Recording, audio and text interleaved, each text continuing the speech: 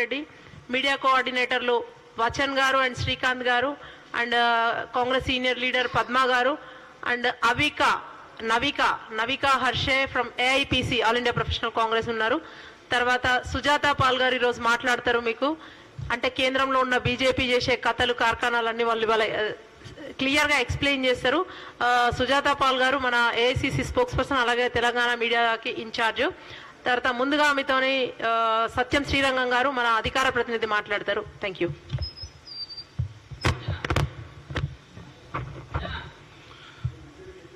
పత్రిక నా నమస్కారాలు బ్రదర్స్, గుడ్ మార్నింగ్. ఈరోజు ఢిల్లీలో రైతులు చేస్తున్న న్యాయమైన డిమాండ్లో ఒక యువ రైతు మరణించాడు, కేవలం 21 ఇయర్స్.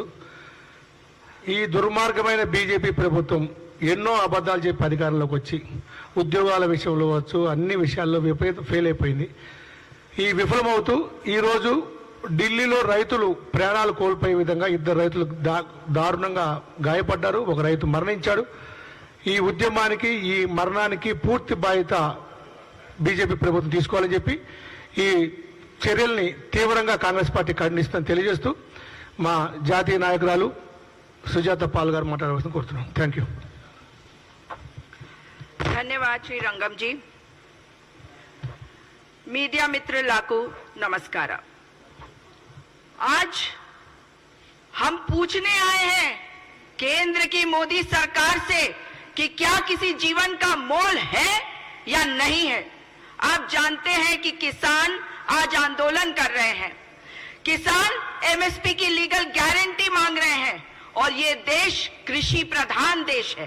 इस देश में कृषि का सम्मान मतलब आप किसान का सम्मान करते हैं और जब किसान कुछ कहता है तो आप उनकी बात को सुनते हैं.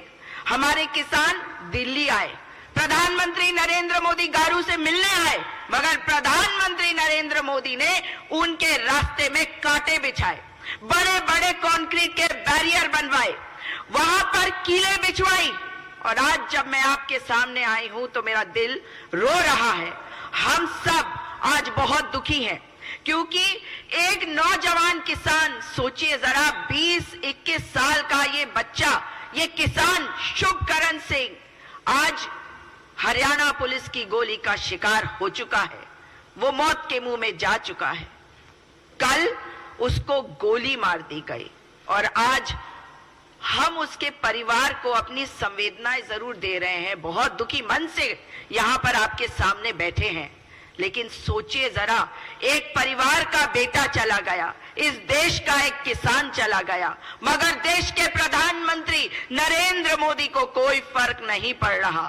किसान उनसे कह रहा है हमारी सुन लो, लेकिन वो बात करने को तैयार नहीं है. आपको याद होगा कि पिछली बार नरेंद्र सिंह तोमर जी सामने आए थे तो पता चला कि वो कृषि मंत्री हैं. अब एक और मंत्री जी आए हैं तो पता चला है जी कि वो कृषि मंत्री हैं. लेकिन उनका नाम क्या है नहीं है उससे कोई फर्क नहीं पड़ रहा, क्योंकि वो 1 round of talks, 2 round of talks, 3 round of talks कर रहे हैं, लेकिन उसका कोई असर नहीं हो रहा. हमारे किसान केवल एक मांग के साथ आए हैं और वो है एमएसपी की लीगल गारंटी. प्रधानमंत्री नरेंद्र मोदी जब मुख्यमंत्री थे गुजरात के, तब कहते थे कि स्वामीनाथन रिपोर्ट में जो फॉर्मूला दिया गया है C2+50% का, उसको लागू करे सरकार. उसके बाद जब वो सरकार में आए तो पीछे हट गए और किसानों के ऊपर प्रहार करने के लिए 3 काले कानून लाए. और तब भी मित्रों हमारे 750 किसानों ने अपनी शहादत दी, वो अपना जीवन खो गए और हम आज भी यहां बैठकर उनके लिए न्याय मांग रहे हैं. और हमारे तेजस्वी और ओजस्वी नेता, हमारे समय के महात्मा जो चले भारत जोड़ो यात्रा करते हुए कन्याकुमारी से कश्मीर तक, अब चल रहे हैं न्याय की बात करते हुए भारत जोड़ो न्याय यात्रा कह रहे हैं वो, और चल रहे हैं मणिपुर से मुंबई तक. वो अपने न्याय किस पर आधारित कर रहे हैं? नारी न्याय, युवा न्याय, कृषि न्याय, किसान न्याय, श्रमिक न्याय और भागीदारी. और किसानों को पहली गारंटी दी है कांग्रेस पार्टी ने। कांग्रेस पार्टी की जब सरकार आएगी तो गारंटी मिलेगी लीगल एमएसपी को। मगर प्रधानमंत्री नरेंद्र मोदी गारू के हाथों में आज खून लगा हुआ है, खून है मेरे उस किसान बेटे का जिसका नाम शुभकरण है, उस बेटे का जो इस देश का बेटा है, जो आज मौत के मुंह में चला गया क्योंकि उसे गोली मारी हरियाणा की पुलिस ने। सोचिए, क्या वो किसान बच्चा देश के लिए कार्य नहीं कर रहा था? क्या वो आपके लिए अन्न नहीं पैदा कर रहा था? क्या वो 20 साल का बच्चा हमारा अन्नदाता नहीं था, हमारा भगवान नहीं था? और आज जब वो इस दुनिया में नहीं रहा, उस माता पिता की सोचिए, उस परिवार की सोचिए जिन्होंने अपने 20 साल के बच्चे को खो दिया है। जिस बच्चे ने यह प्रण लिया होगा कि मैं अपने देश के लिए अन्न पैदा करूंगा, अपने देश को आत्मनिर्भर बनाने में आगे लेके जाऊंगा, आज वो बच्चा हमारे बीच नहीं रहा। जानते हैं, इन्हीं किसानों के बच्चे होते हैं जो बॉर्डर पर जाकर गोली खाते हैं, दुश्मन की गोली खाते हैं, पाकिस्तान की गोली खाते हैं, चीन की गोली खाते हैं।